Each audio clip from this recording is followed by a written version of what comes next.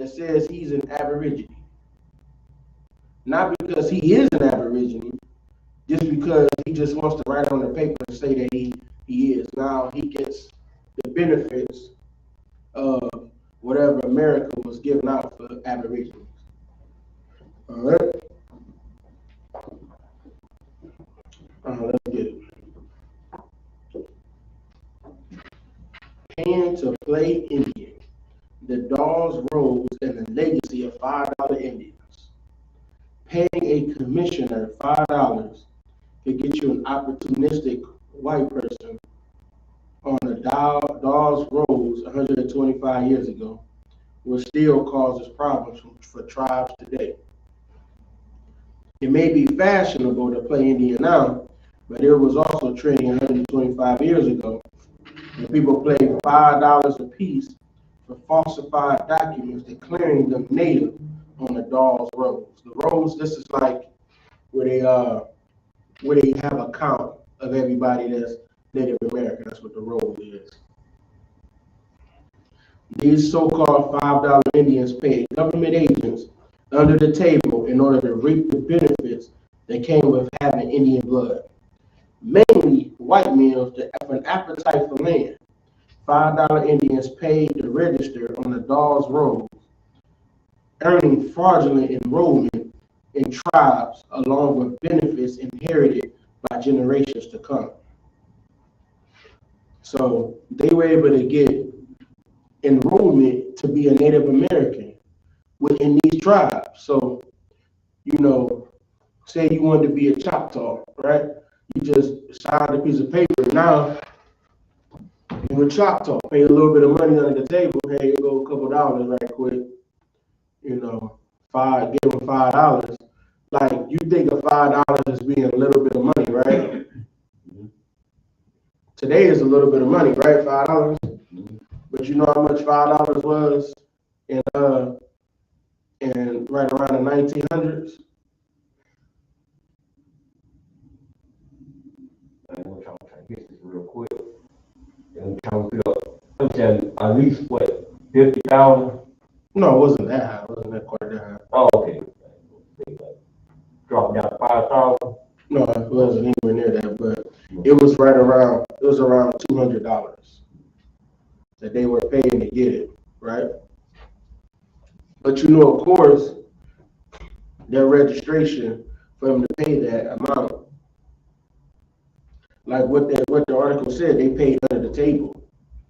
So obviously, the cost probably was even higher for somebody that was Native American to do it, because they paid them under the table to get it, right?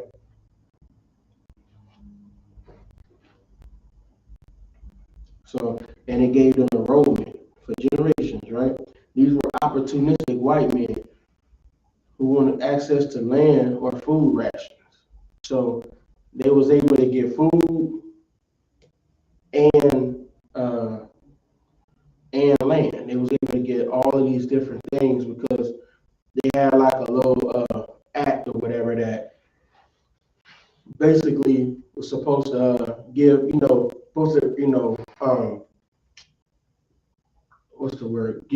give a Native Americans reparations to some extent, right? And basically they didn't give it to them. They gave it back to the white men. The white men were supposed to be giving it to Native Americans, but they ended up coming right back to them, right back in their pockets, right? These were opportunistic white men who wanted access to land or food rations, said Gregory Smithers, associate professor of history at Virginia Commonwealth University. These were people who were more than happy to exploit the Dawes Commission and government agents for $5, but willing to turn a blind eye to the graft and corruption. The Dawes Commission, established in 1893 to enforce the General Allotment Act of 1887, or the Dawes Act, was charged with convincing tribes to cede their land to the United States and divide remaining land to individual allotments. Their commission also required Indians to claim membership and only one tribe and register on the dog's rolls what the government meant to be a definitive record of individuals with Indian blood. So they wanted to say we have a record of the Native Americans. They wanted them to cede all of their land. They was going to give it out individually to them, right? So say you owe this, you own this part, you own this part to whoever. They made them pick a tribe, so they couldn't like, because sometimes you might have a Choctaw, you might have a Cherokee, they might get together, but you had to assign yourself as one tribe, right? The Curtis Act, passed in 1893, targeted the five civilized tribes: Cherokee, Choctaw, Chickasaw, Creek, and Seminole, forcing them to accept allotments and register on the Dawes Rolls. The two acts, which came along during a period of murky social context after the Civil War, then white and black men were intermarrying with Native American women, aimed to help the government keep track of real Indians while accelerating efforts to assimilate Indian people into white culture, Smithers said. So he said white men and black men was getting Native American women pregnant. So they were having babies and all of that, right? So they wanted to try to keep who the Indians were. By 1865, African Americans and white Americans were moving into the Midwest, into the Indian and Oklahoma territories, all vying for some patch of land they could call their own and live out their Jeffersonian view of independence. He said, the federal government poured a lot of effort and energy into the Dawes Commission, but at the same time, it was very hard for Native American and American governments to keep track of who was who, right? So it was hard. So they say it was hard for them to keep track of who was who, right? So the Dawes Commission set up tents in Indian Territory, said Bill Webb, Director Emeritus of the Oklahoma Historical Society's Office of American Indian Culture and Preservation. Their field clerks scoured written records, took oral testimony, and generated enrollment cards for individuals determined to have Indian blood. That included authentic Indians, well said, but it also included lots of people with questionable heritage. Commissioners took advantage of their positions and enrolled people who had very minimum or questionable connections to the tribes. He said they were not averse to taking money under the table. Of course not, right?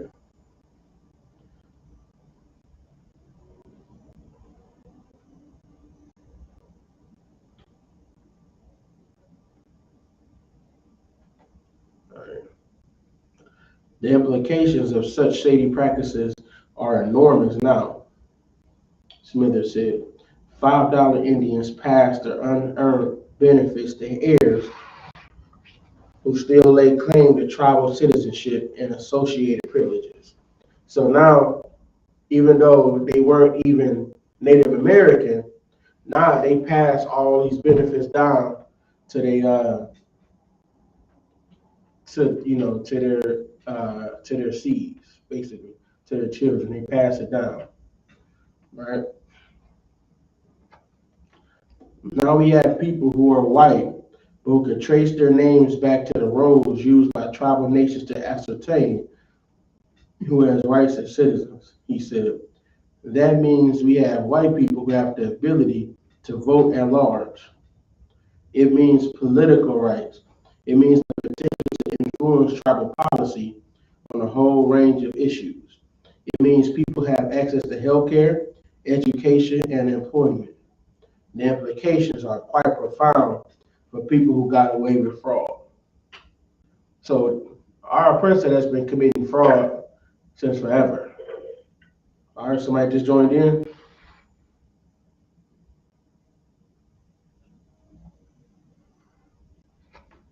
Somebody just joined in.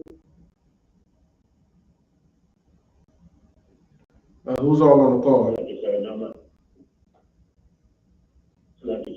Yahanna, just my headphones jumped out. Okay, God, no sweat. No sweat. All right. So now these people that committed fraud, right? Now they, now they get benefits. They get money every month to take care of them, right? They get thousands of dollars a month. They get child, they get health care, they get all these stuff, they get housing, all of this, right? For nothing. Just for signing on a piece of paper to say, hey, I'm a Native American, right? They get all of these benefits that the Native Americans don't even get. Right? They get education, employment, all of that for free. They get what Native Americans and Black people should have gotten, right? That's what we should have been getting. We should be getting those benefits, but they found a way to give it right back to the oppressors, right back to them. That's why the general said, he said I wouldn't even fight for reparations because you know what's gonna happen. All they're gonna do is find a way to give those same benefits back to devils. They're gonna give it right back to them, and then you're not gonna have nothing. You think because they try to be woke now and all of this that they trying to help Black people. They exploiting you. That whole woke culture is just exploitation. They get more and more money out of you. They get them more wealthy and you even more poor. All right. On the flip side, while non-natives paid to play Indian, many authentic Indians who didn't trust the government chose not to register with the Dawes rolls at all. So they saying they didn't trust them because why would they trust them? Right? Why they want them to register on this list? So if I register on this list, so what you gonna do? Come and try to take my land, try to kill me? Right? Like this is just 30, 40 years from carnal slavery from Black people, right? And wars, the Native American wars, Seminole, they was fighting for 100 years with them in the Seminoles. And you think they just gonna trust them to write their name on this list? Right? A genealogist at the Cherokee National Historical Society, that means people with legitimate claims to tribal enrollment and the benefits are now excluded. So the people that actually are Native American, if they didn't sign on this list at this time, they got excluded from ever being able to get on the Dawes rolls. Right? So now they can't get those benefits. But the devils, who really had nothing to lose but everything to gain, they went and signed it and got everything. Right? Native Americans are the only racial group defined by blood, Norris said. Even that was arbitrary. In the 1890s, siblings who talked to different commissioners emerged with different blood quantum. Because they didn't apply together, some of them have different blood degrees. In short, the Dawes rolls forever changed the way federal government defined Indians, and in many cases, the way Indians still define themselves. So that's how they got defined, is by this Dawes rolls. All right. In 1900, one woman registered on the rolls with 256 Cherokee blood. Lord said 256. Do you understand how little bit of Native American blood that is? That's so little you can't even find it. Right? 256 said. Now some enrolled members of the Cherokee Nation as little as 1/8. 1/8 of 109. 1/8. I'm sorry. I misread it. One of 8,196 Indian blood. It confused me how they put it. So they got one of 8,196 of Indian blood. And they can get on this act. They get benefits. Like, you can't even tell the difference. You can't tell nothing of it. They say that they are Native American. They don't act Native American. They don't look Native American. All of that. You can't even see no traits of Native American in them at all. But they just say, I'm Native American because I signed on this paper. And they say, how much of it are you? You'll say 1,000. You'll say one of 8,196. That's what you are. That means your great, great, great, great, great, great, great, great, great, great, great, great, great, great. Like, you talking in like 100 generations damn near. You know, 100 generations. And then you have a Native American blood in you. Just that little. All right. The Dawes rolls, even now, are a murky and very inaccurate gauge of Indian citizenship, he said. In the 2000 census, the number of people claiming Cherokee ancestry was 3 times that of official tribal enrollment. So it was 3 times of what they actually got on paper to say that people was Cherokee. And so there's that many people saying that they Cherokee, they're from the Cherokee tribe. That's what happens when the federal government established the rules, not the natives, he said. So the federal government established all of this. They didn't go to the natives and say, how do you want to classify yourself as being Native American? How do we classify it? They just said, okay, this is what we're going to do. And they gave it back to them, to themselves. Smithers has no estimate of the number of people who fraudulently registered on the Dawes Rolls or who laid false claim to Indian citizenship now. But $5 Indians did not represent an isolated case of appropriation. What that means is it didn't represent an isolated, which means a small number. It means it was not a small number that did it. So they're talking a substantial amount. You're talking 40% or higher. It may even be as high as 90%, but there's no way to really tell. They said what we had was simply white people claiming to be Indian, he said. They were early wannabes, just like we have today. $5 Indian is just another term for that. So they would just want to be what they are today. Like, you know how Halloween, they go dress up like a Native American or whatever. You know, they just want to be something because they don't have anything. They don't have a culture. They have nothing at all. So they want to be what everybody else is because they see like the Egyptians. They want to be Egyptians because they seen the pyramids. They wanted that. You seen them? They made what's that? They made the last samurais as a Caucasian man. So now they're the samurais. You go everywhere, they're gonna be them. Whatever you see, you will always see an oppressor. They're gonna be those people. They don't let the people that really are those people play those roles. They put in different media to say that it's them. All right. Let me see here. Any questions on that so far?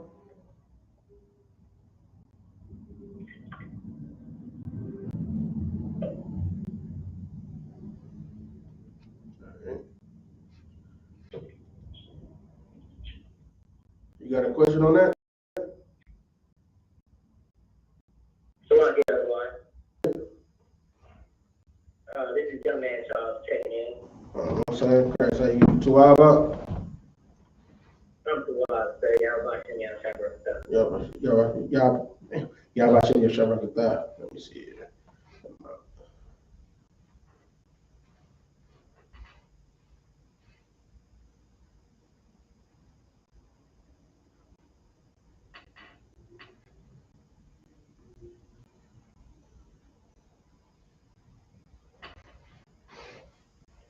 Let's see here.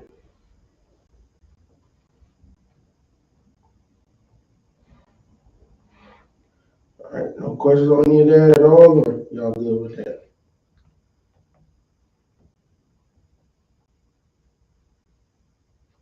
All right.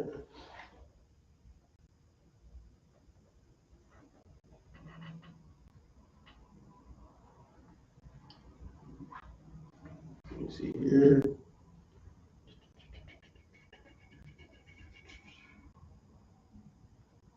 All right.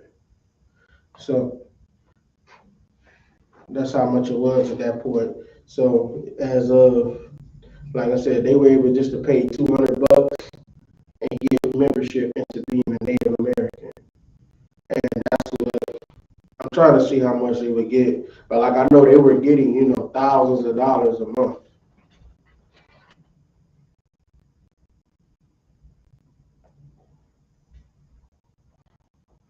Let me see here.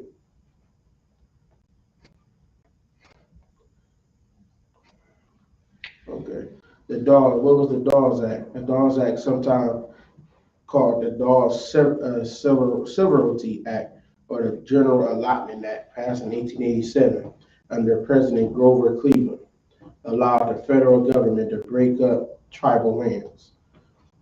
The federal government aimed to assimilate Native Americans into mainstream U.S. society by encouraging them towards farming and agriculture, which meant dividing tribal lands into the individual plots. Only the Native Americans who accepted the division of tribal lands were allowed to become U.S. citizens. So it was basically just a way to get them to register and say, well, you can become a citizen if you put your name on this piece of paper, right? This ended in the government stripping over 90 million acres of tribal land from Native Americans and then selling that to non-Native U.S. citizens. So just another scheme to grab up more of their land. How did the Dawes Act affect Native Americans? If they accepted the allotment division, the Dawes Act designated 160 acres of farmland or 320 acres of grazing land to the head of each Native American family. These acreages were comparable to those promised by the Homestead Act, but there were important differences. There were important differences between the two acts. Tribes already controlled the land that was being returned to them at a fraction of the acreage. Like they already had the land. This was already their land. They had complete control of the land. So they made this act to take the land to give it to somebody else, right? But the promise was they're supposed to be individually broken up. So they were saying like, okay, this family has this amount of land. This family has this amount of land, right? In order to receive the go ahead. I have a question, if I may. Go ahead. Are you saying, based on what so I get for just, coming in, but it sounds like you're saying that as a group, they controlled, let's say, I'm going to just throw a number out there, 100 acres. And now they're saying that the family, the Johnsons, they get 5 acres if they sign this paper. If they become a citizen of America. Yep. The Smith family can get 5 acres if they become a citizen, and so on and so forth. Yep, that's exactly what happened. So, and they were promising them they were going to give it to those individual heads of household, give them land, grazing land, or agricultural land, right? A lot of things. So that's what's the promise. But with them, you know how the devil does. Where they say the devil is in the details, right? The devil's in the details. So he basically took their land that they already had. They said it was gonna break it up, but they didn't get the broken up part of the land.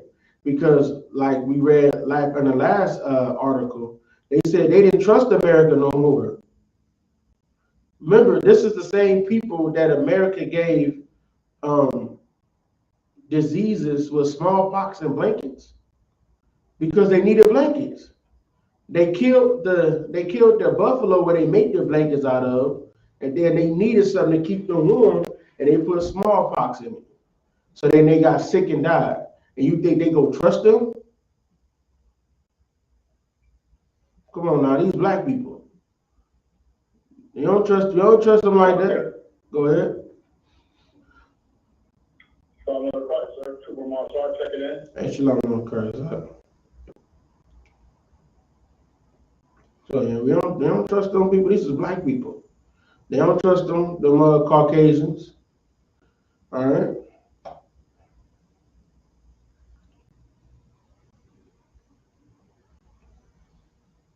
So yeah, they already controlled this land, and they were getting back a fraction of the acreage that they already had, because like Native Americans, they just set up and they did their own, they were community, they were communal.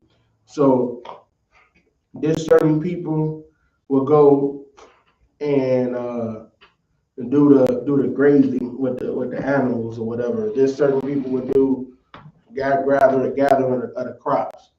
So it wasn't like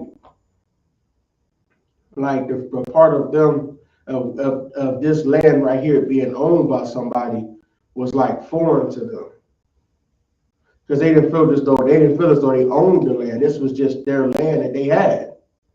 So it wasn't like I owned the land, but then they started trying to play, into the American system of government after they pretty much decimated their whole tribes. So Native Americans were not accustomed. Go ahead. So basically, the Gannite brothers, they had to become citizens on the land that they already owned just to get land, sir. Yep. It was this act called the Dawes Act. You missed probably some of it. It was called the Dawes Act. They had this size like a registry. So they had to go and sign up on this registry to say that they were Native American. And then they were able to get some of that land that was given out to the 5 civilized tribes. So at this point, they didn't want to sign anything, because the one thing that about, like when it comes to oppressing people, right? What they did, this was before that happened, but I'm sure it happened in smaller amounts before. Otherwise, that's why they didn't trust them. But when Hitler massacred the fake Jews, he had them all first sign a registry, right? He had them all first sign a registry, told them good things this is going to benefit you to sign his registry, and then he started propaganda against them, and then that's what made them get taken over by the Nazis. So the same thing it was just a glorious thing to see, white on white crime. But the same thing they're known to do to us, they did it to each other during the time of the Nazis and the fake Jewish man. So that's the same thing they did to even Native Americans. They demonized them, made them look like they were savages through media and everything like that. Just said say all of the negative things about them, and then so that when those people went to go take them over, nobody batted an eye, because they said, oh well, they savages anyway. Why are we going to try to stop this from happening, right? So, all right, let's see here. And they were, they were not accustomed to this life of standardized ranching and agriculture. So it was all like standardized. So they kind of just went with the flow of it, with everything. With them, they wanted to be standardized. And then he said, and the lands allotted to them were often unsuitable for farming. So it was a lot of land that they gave them that they couldn't even grow anything on. A lot of these lands too that you don't even know that they gave to the oppressor, they gave them the better land that you can grow something on. A lot of these lands that you won't even know, but there's land owned by $5 Indians, right? AKA Esau, Edomites. There's lands owned by them that get a stipend every month from, like, say if a hospital decides to put their hospital on this land, they give them an allotment every month for this land. So they're getting all of these different benefits of having this land that's been in their families for generations. That's what they call generational wealth. You put a hospital, you put a mall, a shopping center, hell, a damn city be on this land. You get stipends from the government to be on your land. So they're getting all of those different benefits. So those $5 Indians are basically rich. But you wouldn't even know it. All right.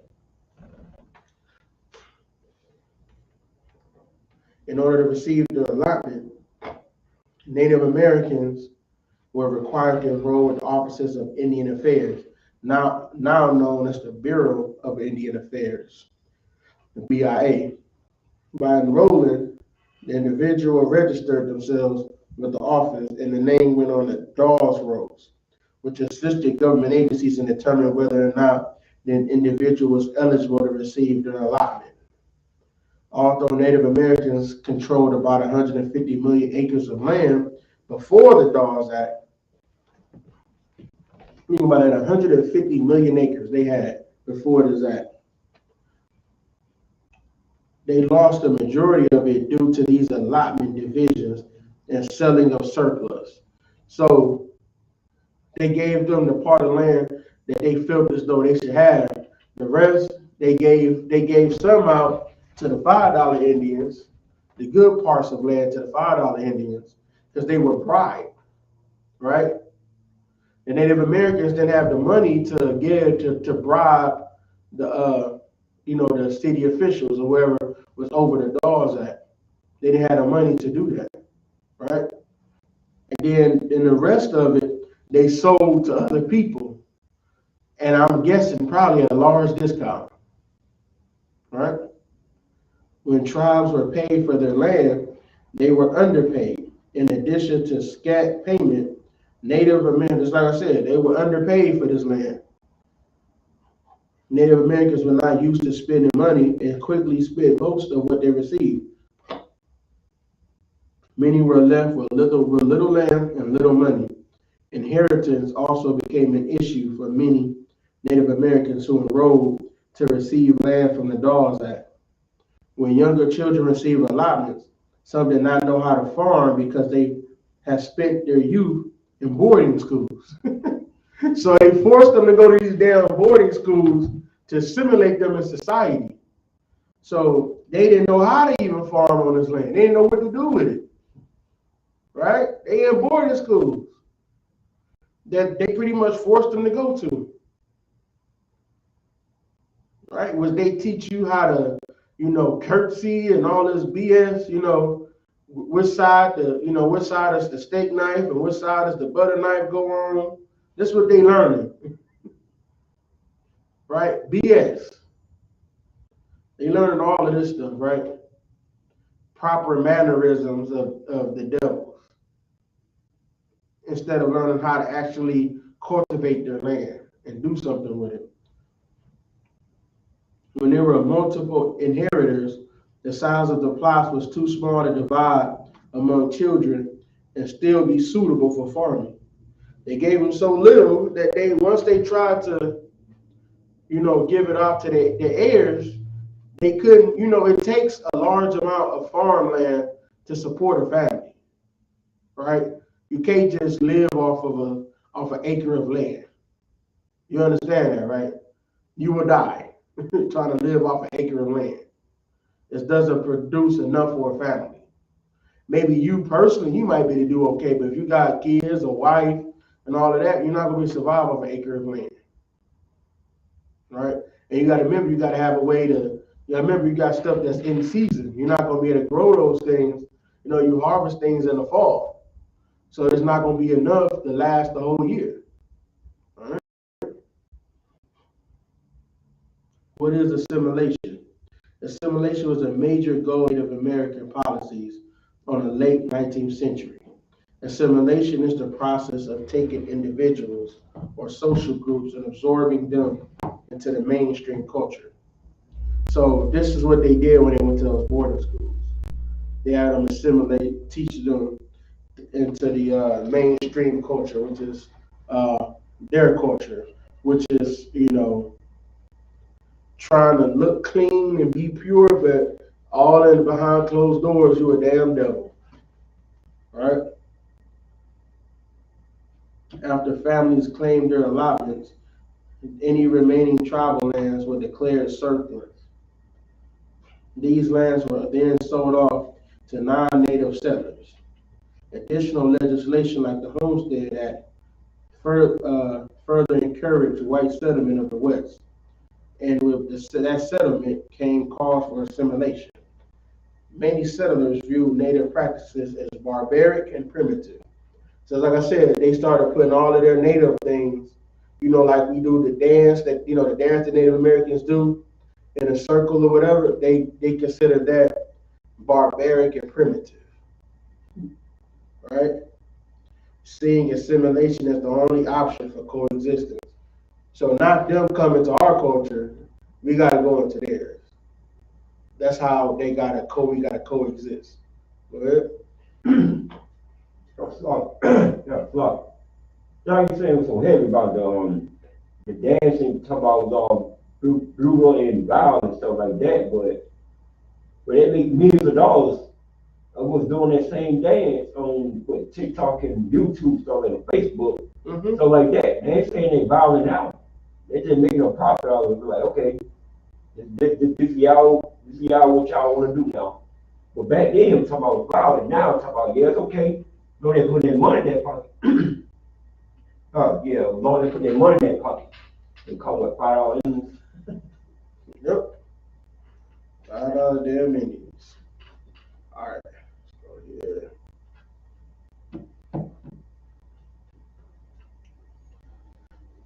The U.S. government employed a variety of methods in an attempt to assimilate Native Americans, including the Dawes Act. The desired effect of the Dawes Act was to get Native Americans to farm and ranch like white homesteaders. An explicit goal of the Dawes Act was to create divisions. Look here. It was to create divisions among Native Americans and eliminate the social cohesion of tribes. Y'all get that, right? Break that down for me. Anybody on the conference call, just say Salaki, break that down for me.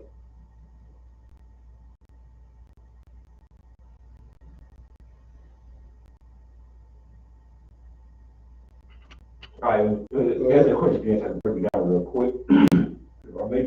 Go ahead.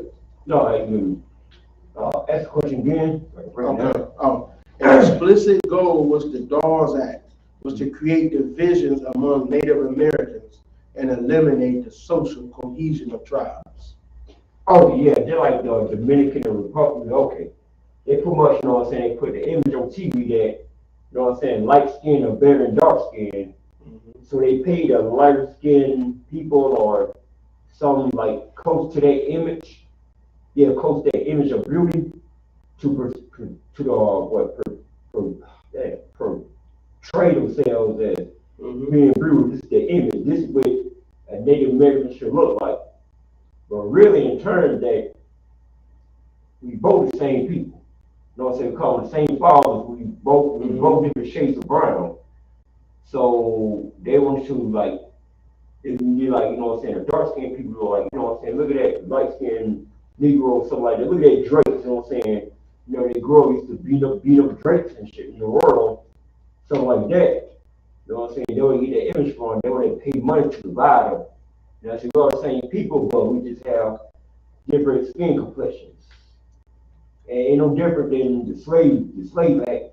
And they went to they put different tribes of people in different parts of lands and stuff like that, and divided us telling someone that, you know what I'm saying, man, I ain't no Jamaican, I'm not a Mexican. So we all the same people, but you know different names. Well, I'm not a Mexican, I'm not black, or I'm not African, stuff like that. You know what I'm saying? They, you know what I'm saying, split us up, gave different names, paid us off for whatever part of the land is as the image of beauty, you know what I'm saying, used to be lighter people, stuff like that. So basically, that's how they, you know what I'm saying. Yeah, they just want to separate us. That's the main thing. They want to separate us because they don't want us coming together anymore. They don't want those 5 tribes to come in together and have power. Right?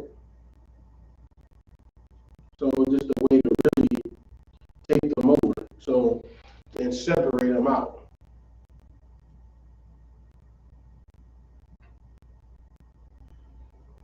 So, all right, let me see here.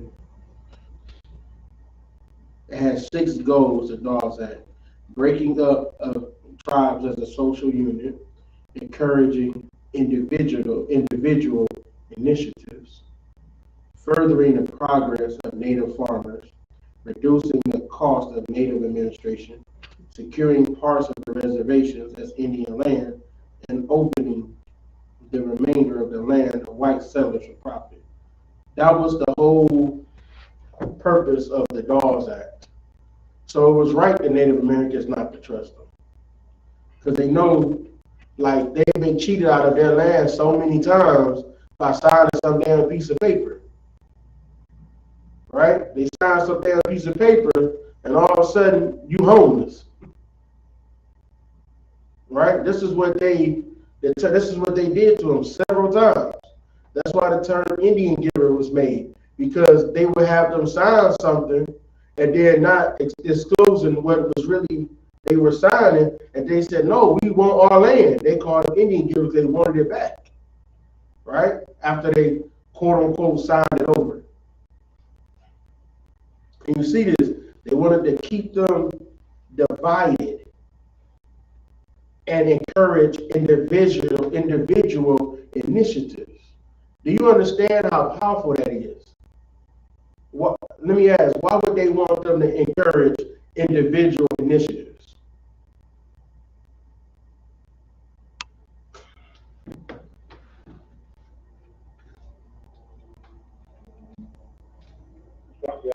Go ahead.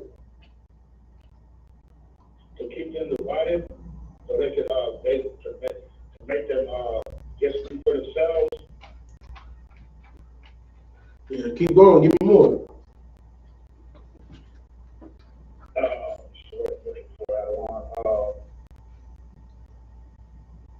To keep them from being a nation as one, and so they know they won't come against the oppressor. They don't want them to come back and fight, because when they were together, they was whipping they behind. They weren't able to fight with them Native Americans. The only reason why they was able to take over was because they divided them, had them beefing with each other.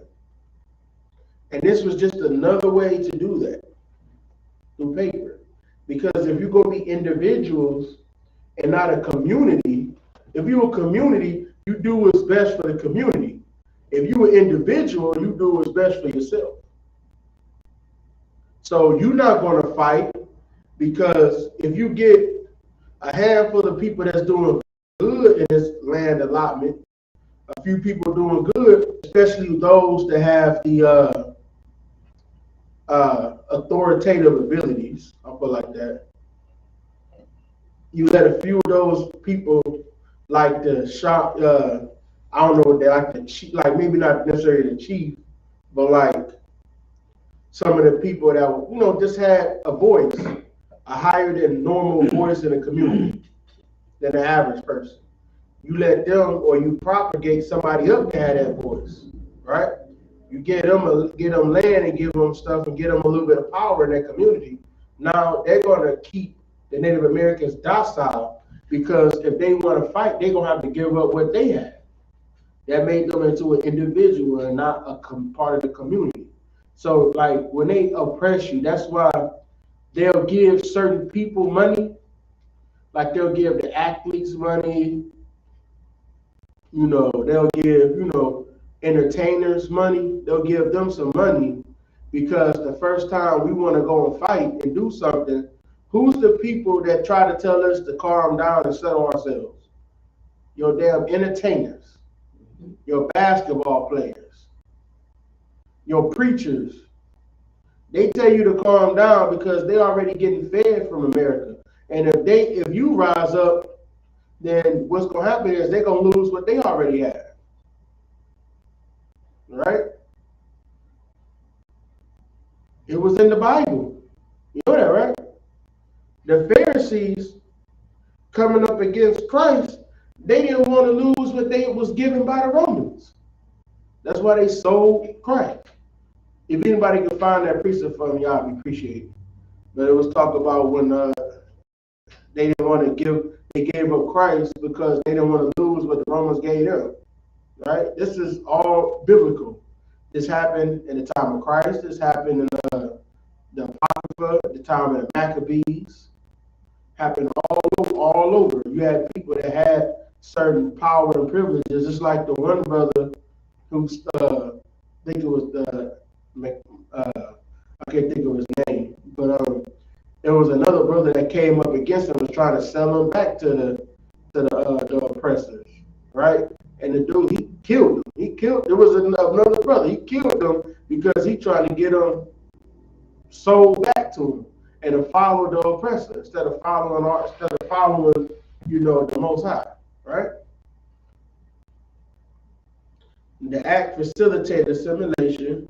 They would become more Euro-Americanized as the government allowed the reservation Indians adapted to a subsistence farming, the primary model at that time. Native Americans held specific ideologies pertaining to tribal land. To them, the land and earth were things to be valued and cared for. It represented the plants and animals that produced and sustained life and embodied their existence and identity, and was part of their environment of belonging. In contrast to most of their white counterparts, they did not see the land from an economic standpoint. They just thought it was the land is what sustains you and keeps you alive. But devils, they saw it as economic, right? But many Native Americans began to believe they had to adapt to majority culture in order to survive. They would have to embrace these beliefs and surrender to the forces of progress. They were to adopt their values in the dominant society and would see land as real estate to be bought and developed. They learned how to use their land effectively in order to become prosperous farmers, as they were inducted as citizens of the country, and they would shed those of their discourses and ideologies that were presumed to be uncivilized, and exchange them for ones that allowed them to become better, industrious, self-supporting citizens, and finally rid themselves of the need for government supervision. So they were thinking to themselves that if they come and be assimilated, they don't need government supervision on what they're doing anymore. They shedded all of their cultures and took on, the oppressor's culture. This is the provisions of the Dawes Act. A heifer will receive a grant of 160 acres. A single person or orphan over 18 years of age will receive a grant of 80 acres. And a person under age 18 will receive 40 acres each. The allotments will be held in trust by the U.S. government for 25 years. Eligible Native Americans have 4 years to select their land. Afterward, the selection will be made for them by the Secretary of the Interior. So they have 4 years. They had to go and select the part of land that they want, which would divide them up because they select the land. They may not get the land that they want that's trying to go close to the community of their people. So they may be separated out. Because what if a Choctaw wanted this particular land and a Cherokee wanted this part? Now they're away from their tribe. So the way that operated best at that time was, they all had their individual tribes, but then in times of war, they'll come together and they'll fight for the oppressor. But now they all assimilated, they all, divided. So now the primary culture is the oppressor's culture. Every member of the bands or tribes receiving a land allotment is subject to laws of the state or territory in which they reside. Every Native American who receives a land allotment and has adopted the habits of civilized life lives separate and apart from the tribe. So they got to live separate and apart from their tribe in order to be considered civilized. It's bestowed with United States citizenship. So that's how they get a citizenship if they leave their tribe, right? Like I said, it was to divide them up, make them individualized. They give individual benefits so that you no longer want to be seen as the group because the group doesn't get those benefits, right? The same thing he did with the they did the welfare system, and they made it so if you had a man living in your house, you can't collect welfare, so that automatically put women against the man. Get him out of the house so I can receive these benefits, right? All right. It's bestowed with United States citizenship with or without any manner impairing or otherwise affecting the right of any such Indian to tribal or other property. So they were able to become full citizens, basically. The Secretary of the Interior could issue rules to ensure equal distribution of water and for irrigation among the tribes, and provided that no other appropriation or grant of water by any riparian proprietor should be authorized or permitted to damage or any other riparian proprietor. So he can put rules to do it, but other people, they couldn't go with the. So if like, say if this person that's over this land, they couldn't. The person that's like the white person in control of this part, they didn't go against each other. So this only applied to this part of the land, and this part, these rules apply to this part of the land. That's what it's basically saying. Cherokee, Creek, Choctaw, Chickasaw, Seminole, Miami, and Peoria in Indian Territory. It did not apply to these territories, the Dawes Act. So down in Peoria and all of these different lands, it did not apply. Osage and Sauk and Fox in Oklahoma, any of the reservations, Seneca Nation of New York, a strip of territory in the state of Nebraska adjoining the Sioux Nation, Red Lake Ojibwe Reservation, the Osage tribe of Oklahoma.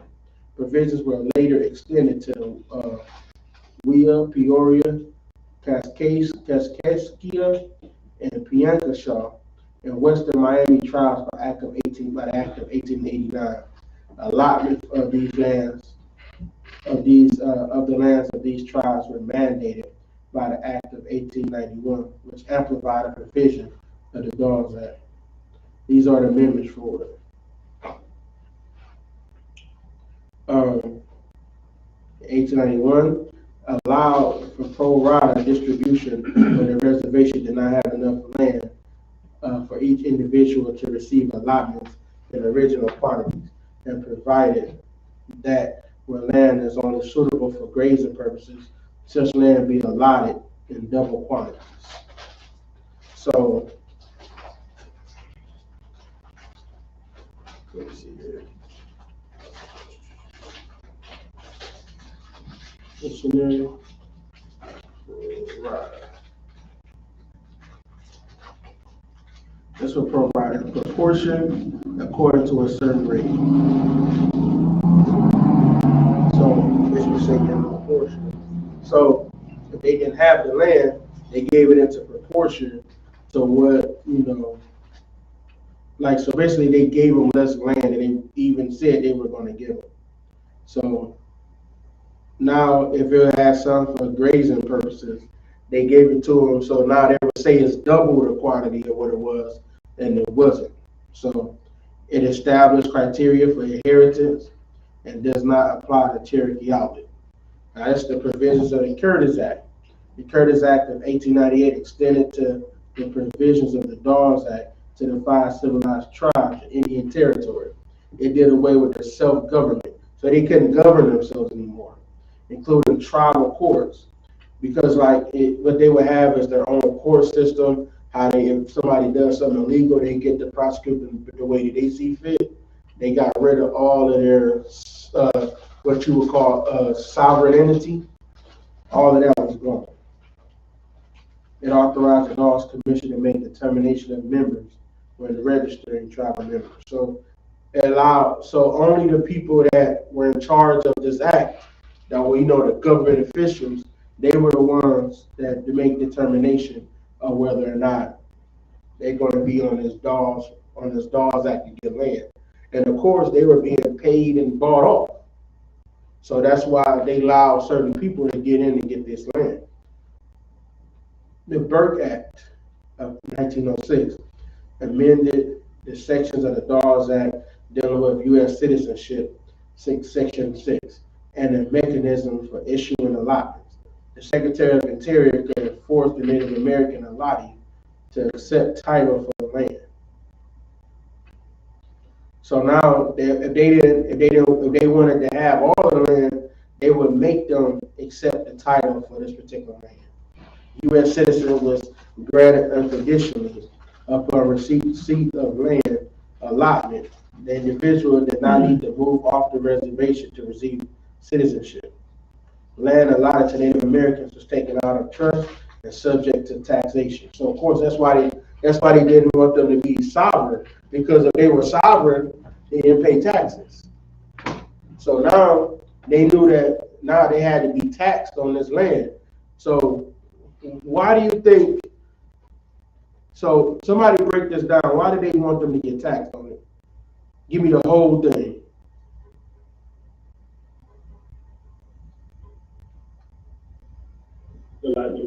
Go ahead. So they can take over the land, basically like the base gentrification. Or are they like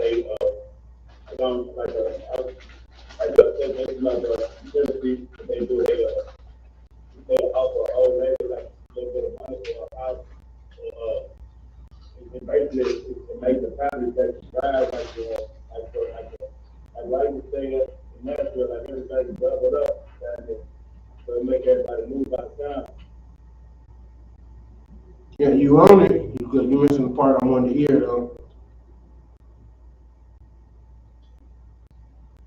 What happens if you can't pay your taxes? You gotta go. Exactly. So they forced them to become citizens.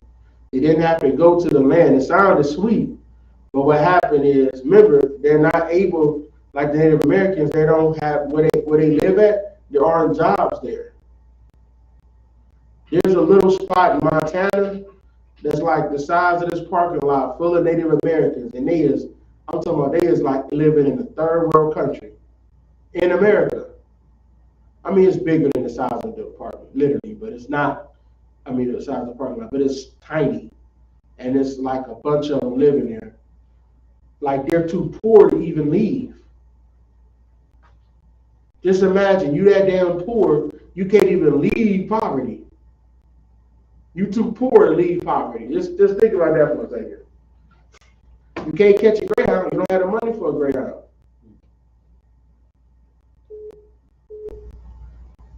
The nearest store is an hour driving away. So you ain't walking there unless you shoot. I mean you can, but boy, you talk about a whole day's walk, right? Maybe a couple of days. So they're literally that poor, man. Just what they did, the effects of this. The effects of the Dawes Act were destructive on Native American sovereignty, culture, and identity since it empowered the U.S. government to legally preempt the sovereign. This is like 5 things it was made them able to do. Legally preempt the sovereign right of Indians to define themselves. So they made it like they made it the way on paper, basically, what it meant to be a Native American. So on paper, this is what it means to be Native American, not what the Native Americans say it is to be a Native American. Implement the spacious notion of blood quantum as a legal criteria of defining Indians. So you saying that you one of, remember how much it said, like 8,196 of a damn Cherokee. You ain't got to trace that back. How the hell you know you one of 8,196? How you know that's so damn far back. You talking in the what? The 1300s. The hell?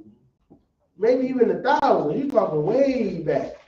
They go back to 8,196. They wasn't even there. The settlers, the Caucasians weren't even there to even be able to make somebody 8,196 blood of the Cherokee. Don't even make damn sense. Right?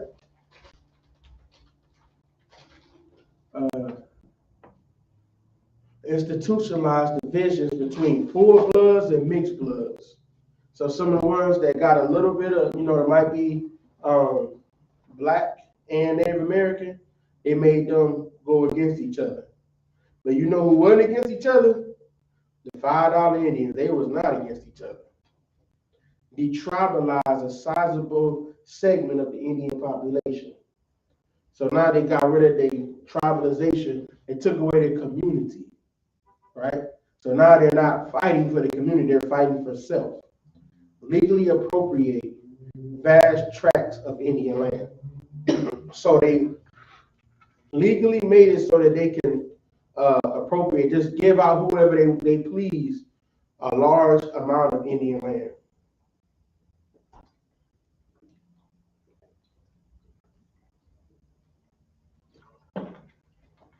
All right.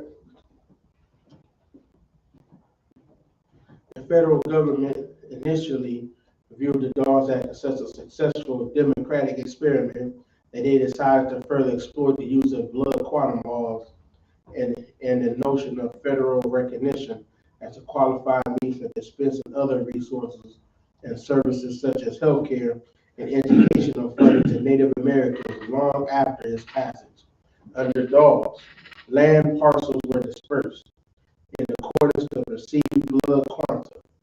Indigenous people labeled full-blooded were allocated relatively small parcels of land deeded with trust patents over which the government retained complete control for a minimum of 20-25 years. So the people that were labeled full-blooded, they gave them smaller lands to them. So the more blood you have that was Native American, they gave you smaller land. And then the government had a minimum of 25 years, they had complete control over it. Yet those who were labeled mixed blood were deeded larger and better tracts of land. So it was good to be one of 8,196 because you're going to get the most amount of land and the best land. With patents and the fee simple, which means complete control, but also forced to accept U.S. citizenship and relinquish tribal status, which they didn't care because they weren't Native American. They didn't relinquish anything. Right? They didn't relinquish anything. So they just said, okay, yeah, we're not gonna go to no more powwows. We're gonna just sit back and chill in our mansions. Right? While the dog, let me see here.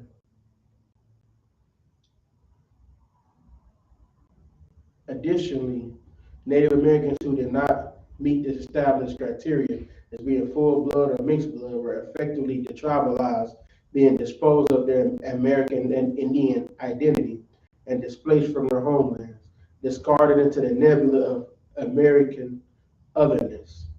So now the ones that they didn't want to meet that established criteria, i.e. the ones that didn't buy them out, they were put into as they were just Americans now. They were no longer Native Americans or Aborigines. While the Dawes Act is typically recognized as the primary instigation of divisions between tribal and detribalized Indians. The history of detribalization in the United States actually precedes Dawes. So they've been trying to detribalize them for, hundreds of years. So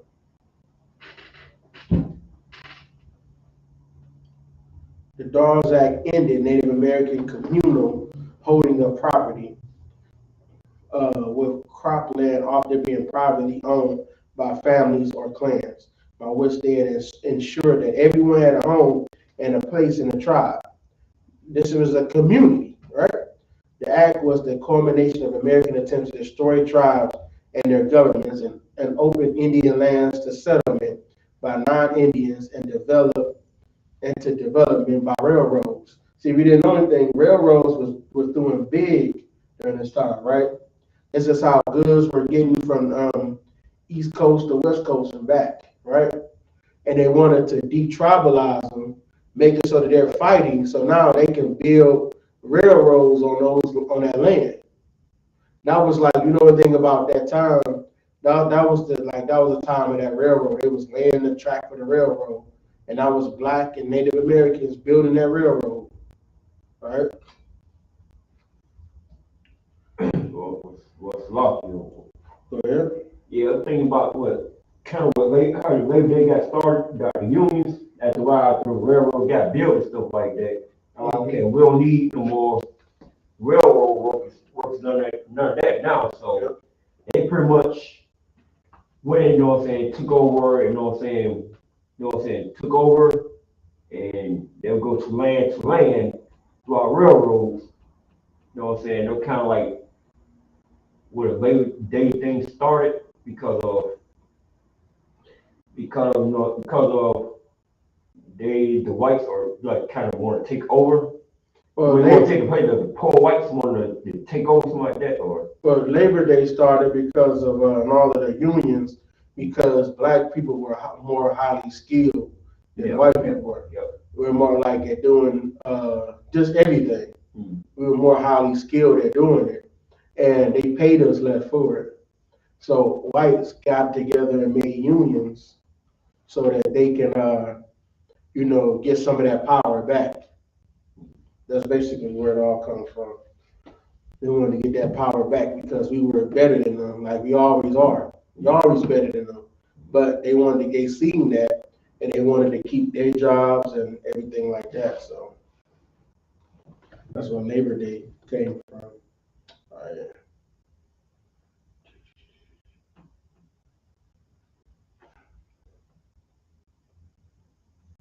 So in 1890, Dawes himself remarked about the incidence of Native Americans losing their land allotments to settlers. I never knew a white man to get his foot on an Indian's land who ever took it off. So now they taking their land, man. The amount of land Native hands the amount of land in Native hands rapidly depleted from 750 million acres to 78 million acres by 1900. So they lost about half of their land in 10 years. The remainder of the land once allotted to appointed natives were declared surplus and sold to non-native settlers as well as railroad and other large corporations. Other sections were converted to federal parks and military compounds. The concern shifted from encouraging private native land ownership to satisfying the white settlers' demand for larger portions of land. Given the conditions of the Great Plains, the land granted to most allottees was not as sufficient for economic viability of farming. Divisions of land among heirs upon the allottees' deaths quickly led to land fractionalization. So it kept getting fragmented because, you know, it went to the heirs or whatever, and it wasn't, they couldn't do anything with prairie land. You know what I mean? Like certain, like you go out there to like um, the Dakotas and Nebraska, there's not much you can do out there, right? And the only thing you can really do is like have, you know, cows and stuff like that. But you know, do you know what it is? You know how much money it costs to have a cow?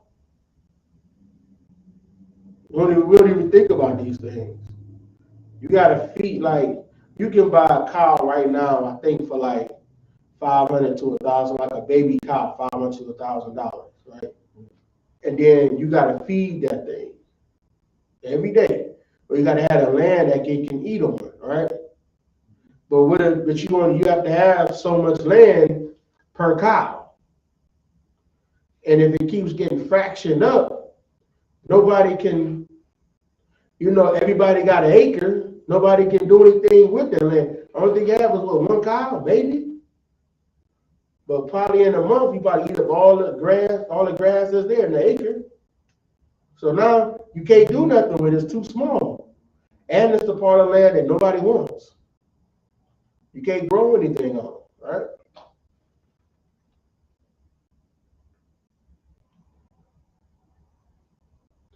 So most allotment land, which can be sold after a statutory period of 25 years, was eventually sold to non-native buyers at bargain price. They got them, man. They got them for a steal. Additionally, land deemed to be surplus beyond what was needed for allotment was open to white sellers. Though the profits from the sales of these lands were often invested in programs meant to aid the Native Americans. So they said that the profits they got for this were supposed to aid them, right?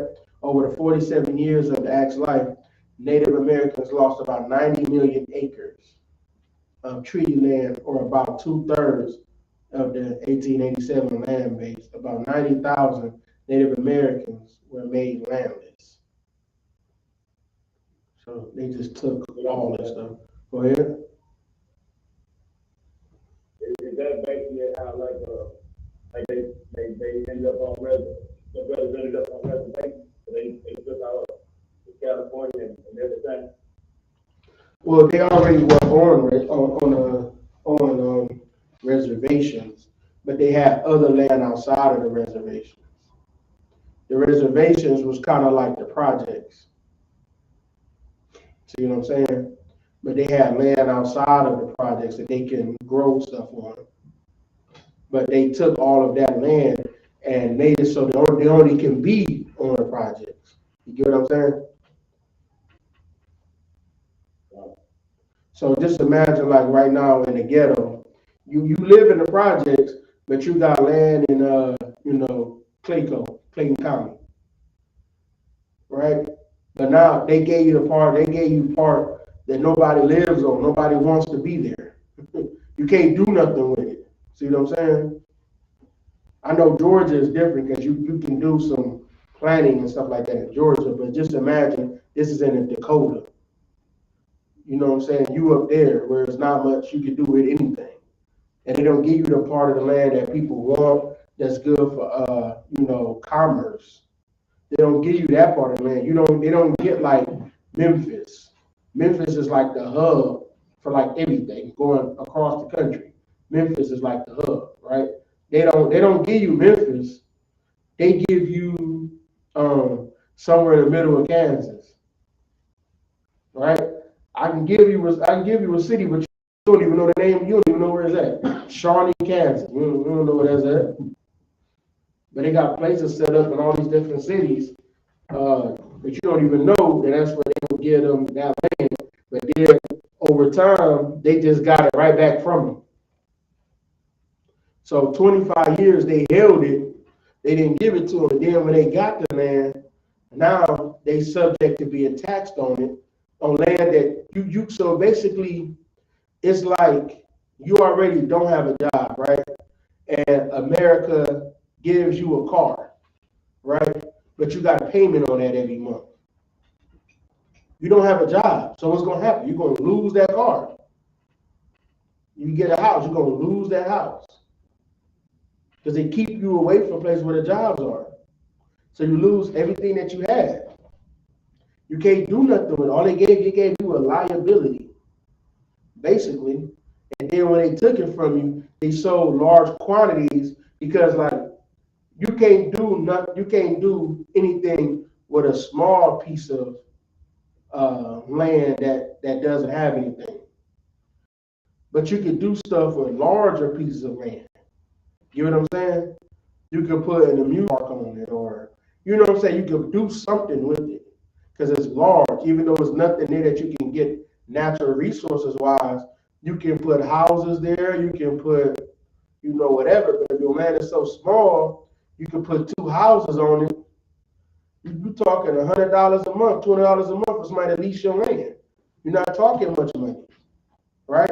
And then and then it's not worth it economically to lease it just for, you know, those 2 people. But if you got, instead of, you know, you had 1 acre, your brother had 1 acre, they took all your land from the whole family because nobody can pay the taxes on it. And now it's 100 acres. Now we can put a whole housing development on this, and we can make real money. So that's what they did, man. It's economics involved in it. All right. So did that answer your question, Shalani? Okay. So that's kind of how that works, man. It's just ways to take whatever they wanted, man. For real. That's the only thing there was. It was just take money, take whatever they had.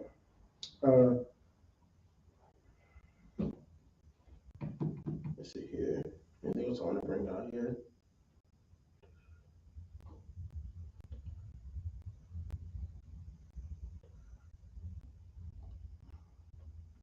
Let me see here. The reduction of sovereignty. I'm going to read a little bit of this and we're going to close it out.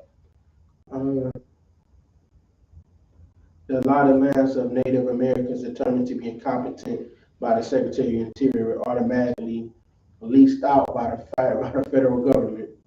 So if they felt as though you were incompetent, right, they would just take your land. It would take you out of that trust status. Like out of that 25 years, they would hold it for you. And then if you were deemed incompetent, they would just take it.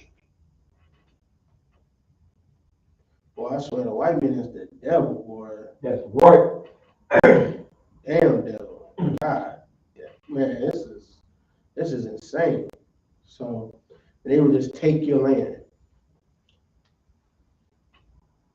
So for nearly 100 years, the consequences of federal Indian allotments have developed into the problem of fractionalization. As the original allottees die, their heirs receive equal undivided interest in allottees' lands. And successive generations, smaller and divided interest descend to the next generation. Fractionated interest in an individual Native American allotted land continue to expand exponentially with each new generation. So they gave them smaller and smaller pieces of land. Today, there are approximately 4 million owner interest in the 10 million acres of individually owned trust lands. So there's only 10 million acres left out of 150 million. But you got 4 million owner interest, people interested in it. A situation of the magnitude of which makes management of trust assets extremely difficult and costly. For these 4 million interests can expand to 11 million interests by the year 2030 unless an aggressive approach to fractionation is taken. There are now single pieces of property with ownership interests that are less than 0.0000001% or 1/9 million of the whole interest, which has an estimated value of 0.004 cent. So it's not even a cent. Economic consequences of fractionation are severe. Some recent appraisal studies suggest that when a number of owners of a tract of land reaches between 10 and 20, the value of that tract drops to zero. Highly fractionated land is for all practical purposes worthless. So it makes anything that you want to do practically for it worthless because it's too small. You can't do something with, 4 feet of land, 4 square feet of land. What you gonna do with that? Not a damn thing. You can barely put one plant there. So it's that fractionated. So, all right. Anybody got any questions on that? Anything? Anybody want to bring out? So I can serve I mean, Go ahead. kind of serve I mean, Shalom, Lord in Christ. Just sit kind of concept. You want to say real heavy class, wow, what's in Christ. No sweat. Anybody else? All right. With that, pass the class over to Priest and Officer I.S.U.P.K.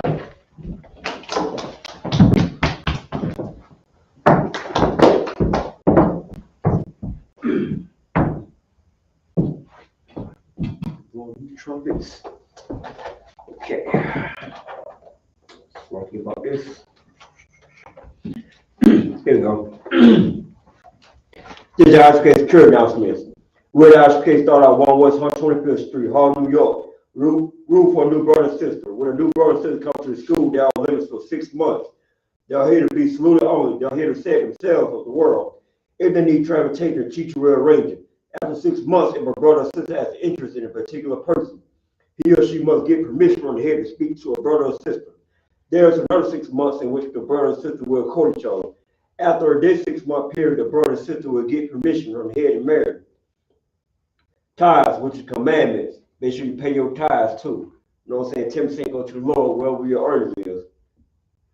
It's in the book of Numbers, chapter 18, verse 21, the book of Malachi, chapter 3, verse 8 to 10. Ma'ashra, that means 10 in Hebrew.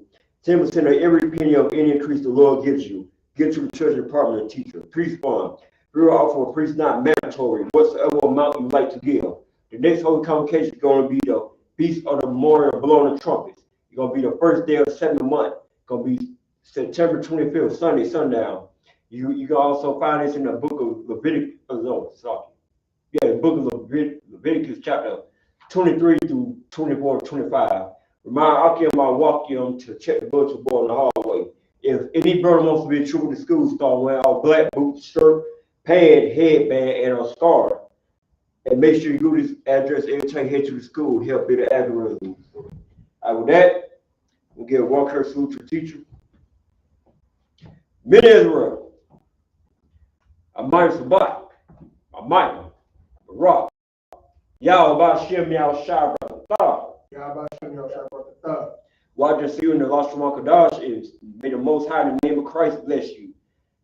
Yah Yam the top mean hands down. Class is this.